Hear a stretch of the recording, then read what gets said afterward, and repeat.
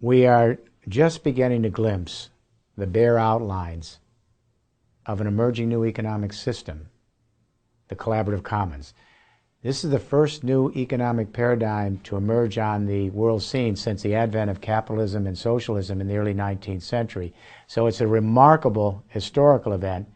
It has long-term implications for society. But what's really interesting is the trigger that's giving birth to this new economic system. The trigger is something called zero marginal cost. Now, marginal costs are the cost of producing an additional unit of a good and service after your fixed costs are covered. Business people are all aware of marginal costs. Most of the public isn't. But this idea of zero marginal cost is going to dramatically, intimately affect every single person in the world in the coming years, in every aspect of their life. There's a paradox deeply embedded in the very heart of the capitalist market system, previously really undisclosed. This paradox has been responsible for the tremendous success of capitalism over the last 2 centuries. But here's the irony. The very success of this paradox is now leading to an end game and a new paradigm emerging out of capitalism, this collaborative commons. Let me explain. In a traditional market, sellers are always constantly probing for new technologies that can increase their productivity, reduce their marginal costs, so they can put out cheaper products and win over consumers and market share, beat out their competitors, and bring some profit back to investors. So business people are always looking for ways to increase productivity and reduce their marginal costs. They simply never expected in their wildest dreams that there would be a technology revolution so powerful in its productivity that it might reduce those marginal costs to near zero, making goods and services essentially free, priceless, and beyond the market exchange economy. That's now beginning to happen in the real world. The first inklings of this zero marginal cost phenomena was with the inception of the World Wide Web from 1990 until 2014. We saw this zero marginal cost phenomena invade the newspaper industry, the magazine industry, and book publishing. With the coming of the World Wide Web and the internet, all of a sudden millions of people, then hundreds of millions of people, and now 40% of the human race with very cheap cell phones and computers, they're sending audio, video, and text to each other at near zero marginal cost. So what's happened is millions of consumers became prosumers with the advent of the internet, and so they're producing and sharing their own videos, their own news blogs, their own entertainment, their own knowledge with each other in these lateral networks at near zero marginal cost and essentially for free, bypassing the capitalist market in many instances altogether. This zero marginal cost phenomena, as it invaded the information industries, wreaked havoc on big industries. Newspapers went out of business. They couldn't compete with near zero marginal cost. Magazines went out of business. And my own industry, publishing, has been just racked by free ebooks and free knowledge and information. But you know, the strange thing about it is, at first, a lot of industry watchers said this is a good thing. Because if we give out more and more information goods free, and people are producing and sharing it free, these freemiums will stimulate people's appetite to want premiums and then upgrade this free goods and information by getting more customized information. I'll give you an example. Musicians give away their music free when they started to see this happen, hoping that they would get a big loyal fan repertoire, and then their fans would be enticed to go to their concerts and pay premium in order to, you know, be there in person.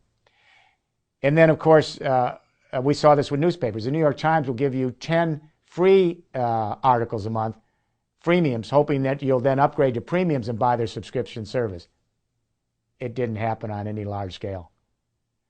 This was very naive by industry watchers. Sure, some people have moved from freemiums to premiums, but when more and more information goods are out there nearly free, shared with each other, music, film, arts, information, and knowledge, attention span is not there to then want to go to the premiums when you have so much available already in the freemiums. So economists have come back recently. They said, all right, we understand that information goods are moving toward near zero marginal cost, devastating the newspaper industry, magazines, book publishing, etc. But there's a firewall here. That this near zero marginal cost phenomena on the internet, it won't pass the firewall into the physical world of physical goods and services, the brick and mortar world, the world of energy and physical products. That's no longer the case. There's a new technology revolution coming online that's making it possible for millions and soon hundreds of millions and eventually billions of people to not only produce and share their own information goods, but now energy and physical goods. And it's called the Internet of Things. This is the expansion of the Internet. And it's all happening in the last 12 months. Now, this is a pretty new phenomenon.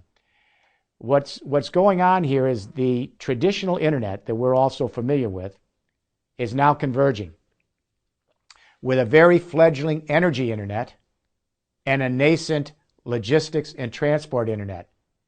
And as these three Internets come together, they're creating a single operating platform, a nervous system, a sort of intelligent brain. And they're taking this brain and they're attaching sensors now across the entire value chain of the economy to feed into this three Internets: energy, communication, and logistics. So right now, we have 13 billion sensors out there connecting appliances and things with human beings. We have sensors connecting resource flows in nature. We have sensors at warehouse and distribution centers. We have sensors on smart roads monitoring traffic. We have sensors on the factory floor constantly keeping up-to-date information on the flow of production in the factories. We have sensors in the front and back office, sensors in retail stores. We have sensors all across the system feeding big data back. What's interesting is 13 billion sensors now. IBM says in 2020 we'll have 30 billion sensors connecting everything with every being. And by 2030, the most recent forecast, we'll have 100 trillion sensors connecting all of us in one vast lateral neural network made up of three operating engines: a communication internet converging with an energy and a logistics internet. And let me say one more thing about these three engines. When you look back at every society, their economic platforms always contain three elements: a form of communication, a form of energy to power society, and a form of mobility to move economic activity.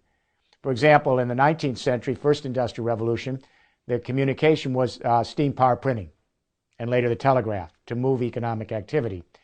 The form of energy was coal and steam power. The form of mobility was the locomotive and the railroads. And that platform allowed us to build out a first industrial revolution. In the 20th century, we had these three as well, these components: communication, energy, and mobility. The communication was centralized electricity, and especially the telephone, later radio and television. The form of energy was oil, and the mobility was the internal combustion engine. And that platform then allowed us to have a great advance of economic opportunity in the 20th century, a second industrial revolution. This expansive internet, this Internet of Things, brings us to a third industrial revolution. And the form of communications, the internet. The form of power is renewable energy, distributed renewable energy. And the form of mobility is driverless, automated vehicles, logistics, and automated drones. So what we're seeing is just the first inklings of this new platform, these three internets in one. And what this allows us to do is any consumer can become a prosumer, just like we did with information goods on the old internet, access this new Internet of Things, and have available to us a complete stream of data from every part of the economy. That means you and I, small cooperatives, small businesses, large companies, if it keeps its network neutrality, we all have equal access, like we did with the internet.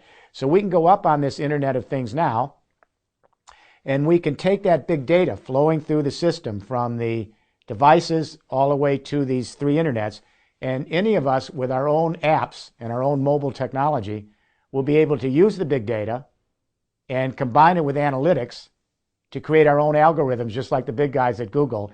And it won't be rocket science because those apps will be programmed for us. So we can create our own apps with our mobile technology, using that big data to dramatically increase our productivity, reduce our marginal cost in the production of physical things like energy and 3D printed products. That's already begun.